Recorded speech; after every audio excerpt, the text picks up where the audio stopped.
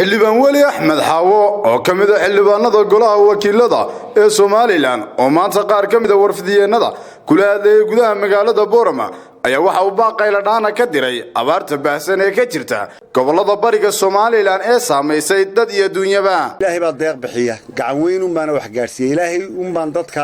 horta uga bariyaa inuu ka soo jabiyo abaaraha. dadku inay dib u eegaan arrintii shalay haysatay ayadaha Ilaahay maalinba meel bay taagan tahay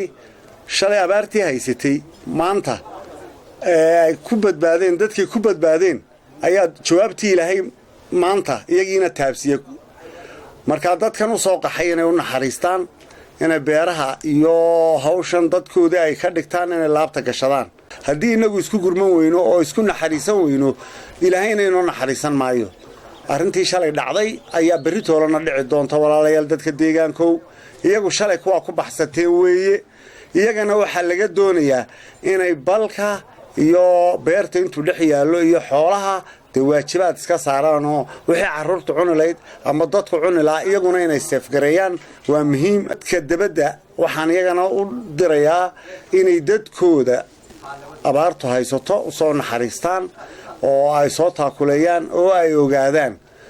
dadkan marka la ololeynayo dadka siyaasiyiinta ah waxaan leeyahay wixii ay ololeyn lahaydeen iyo wixii ay ka ololeyn lahaydeen maanta horta halku ku nool yahay waa su'aal u taalaya maanta dadkii siday ku nool yihiin horta ninka doonaya doorasho bal dadkii sidoo ku nool yihiin horta soo arag batroolka ay Soomaaliland leedahay waa xoolihii noolaa markaad Hargeysa ka baxdo afarta geesood ba uga baxdo oo dad ku bilaabmata waxay ilaa Itoobiya gaaraysaa meel walba haddana xoolaheennina waa batroolkeennii baa la leeyahay maxaa Ilaahay roob ku shubaa meel walba dadka waa la kala xidhay dadka siyaasiyiintana intaasaan kaga baxaya dadka